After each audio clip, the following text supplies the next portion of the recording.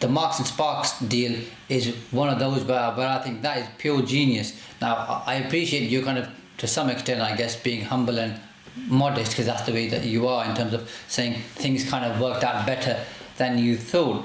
But depending on how comfortable you are, I think I know more about that deal because you've talked to me about it. But just for the people who are watching this right now, and if anybody who's watching, if you've got any questions, feel free to type them in. Mark would be happy to answer them because that's the kind of guy he is. Do you want to very succinctly share how that deal kind of worked out for you?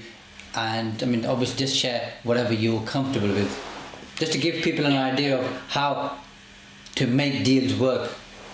Yeah, so with that deal, what we did, we bought the building for, I think it was 4.2 million, but it had a retail, as I was buying it, there was a retailer going into the ground floor, so they were paying 285,000 a year on a 10-year lease, which I had it valued just that bit. I got a professional valuation, and they thought it was worth about 4 million.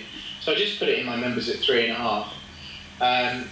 And I also managed to let another little bit on the side of the building for 50 grand a year, which made that bit worth about 600,000. So I then sold the supermarket on the ground floor to a council in London. I sold the investment, so we got 3.6 back for that, 3.66, and then I've kept the other little bit of commercial on the ground floor. So we got there's about 4.1 million worth of value on the ground floor. So the sort of contribution to the purchase price of that means that, the floors above are, I wouldn't say they're free, because obviously I've had to pay stamp duty, I've had to finance, and I've had to dig a load of piles out and take a load of asbestos out and all this sort of stuff just to get planning and get started. But that in some way you would say they were free. So then we've obviously then moved into doing a scheme which has cost quite a bit more and being quite a bit more involved than if we were just doing an office conversion, because obviously we're putting new build on an existing building with a huge 600-ton steel structure that we've bolted onto the top. Now, somewhere like Peterborough, you'd never ordinarily do that, but the reason I could spend so much more on building it is because the top floor came for what it did do. It didn't cost too much. Do you see what I mean? So it all sort of fits together. It's a product of its environment or a product of the deal. I went out to make contracts. I had a sort of local one. It was originally on it, but sort of proved, it was too big really. I don't think you could do it. Had some other tenders back. They were, reasonable amount more. So I just made the decision that we could build it ourselves and save a good chunk of money. So it sort of left some good profit in it. Commercial's great, but it's 35,000 square foot on one floor. Retail, is that a good thing to hold? Sort of made the decision that might not be the best thing to hold. I'm not one for buying. I love putting good tenants in and obviously sort of achieving yield compression and pushing the value up, but I wouldn't be a buyer of that sort of thing.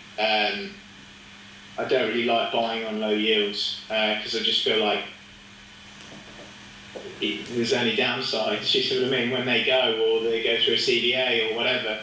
Pension funds love it, councils love it, it's sort of clean and fits their, investment criteria and their risk profile and all that sort of thing. So my attitude is I leave them to buy stuff like that, or I sell to people like that, and I'll buy the dirty stuff that requires asset management, requires cleaning up, requires putting new tenants in, and I try and add value that way. So it's a sort of different mindset. And how many units are you going to get in terms of residential units? So it'll be 99 units above the existing supermarket. On top. I mean, if we could get into the ground floor and into the piles, into all of them, we could extend the whole top floor all the way along and maybe put another 25 units in, but the engineer really dug his heels in on that bit because it's not an extension. It's sort of built in the 50s and he won't do it. But I mean, even 99's big, isn't it, compared to what you've done in the past?